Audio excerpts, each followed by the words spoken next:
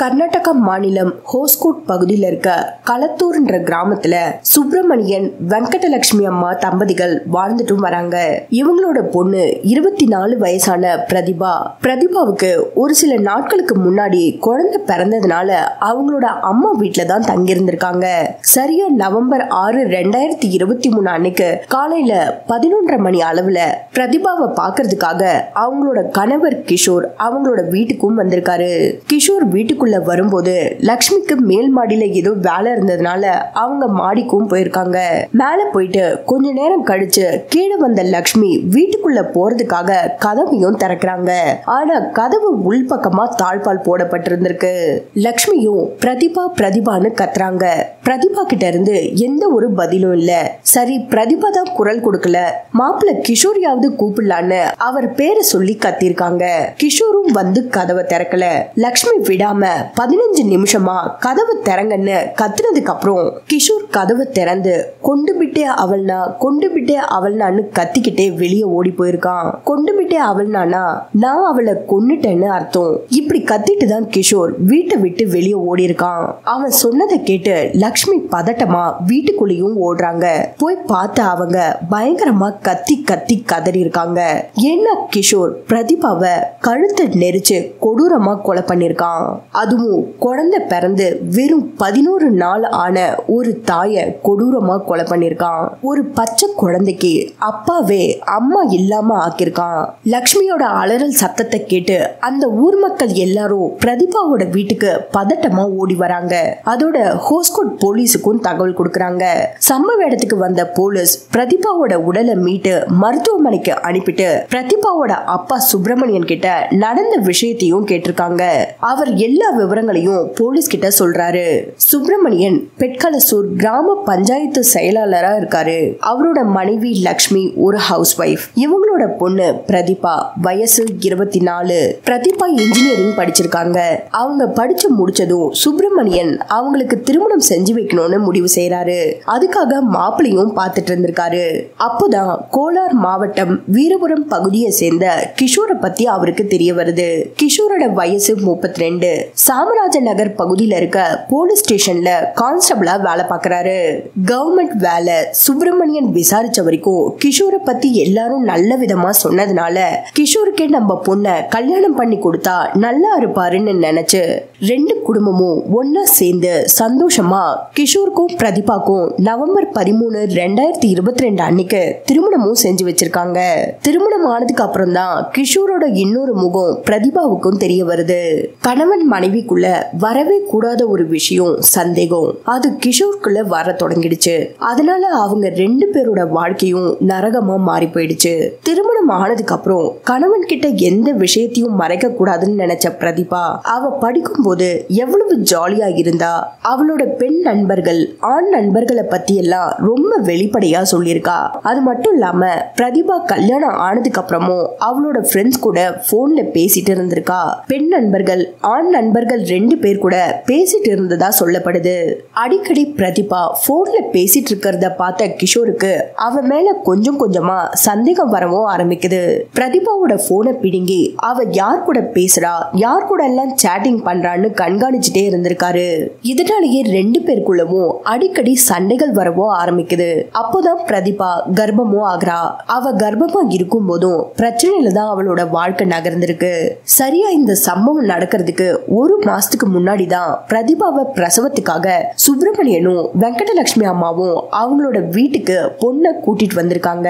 பிரதிபா அவளோட அம்மா வீட்டுக்கு போனதுக்கு அப்புறமும் கிஷோர் அவளை விடாம யார் கூட போன்ல பேசிட்டு இருக்கன்னு சந்தேகப்பட்டு அவ கூட சண்டை போட்டுட்டே இருந்திருக்கான்.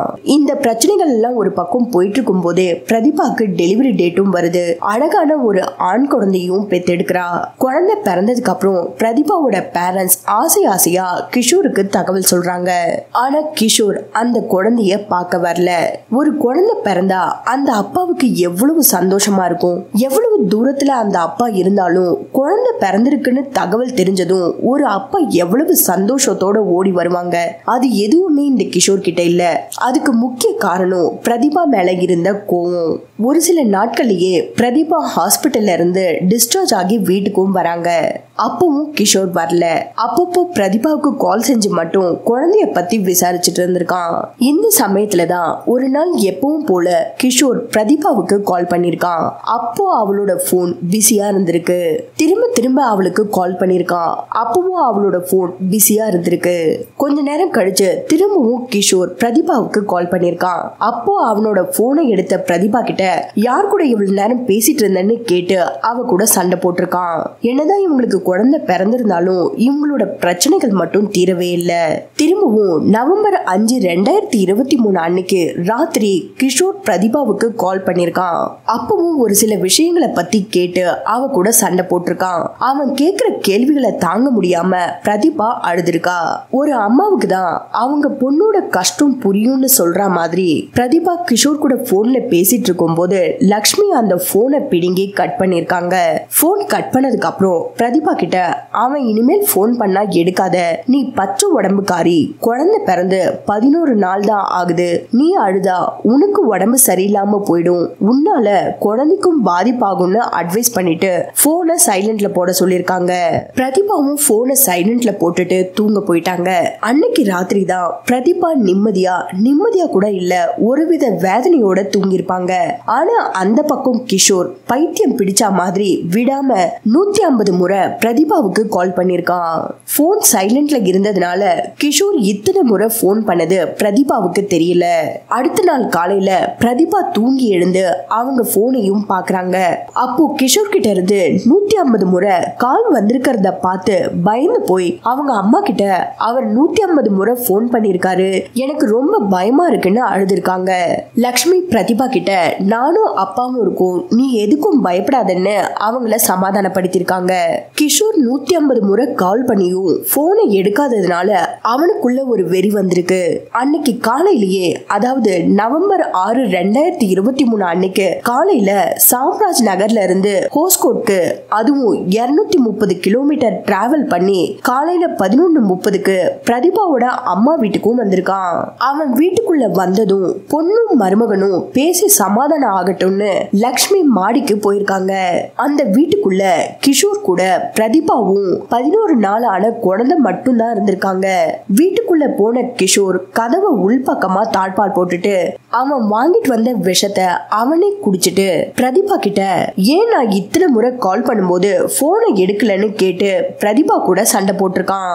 கோவத்தோட உச்சிக்கு போனவன் தான் என்ன பண்றோன்னு மறந்து ஒரு குழந்தைக்கு அம்மா இல்லாம ஆக்க போறோம்னு யோசிக்காம பிரதிபாவோட கழுத்தை துப்பட்டாவால நெரிச்சு கொடூரமா கொலை பண்ணிருக்கான்.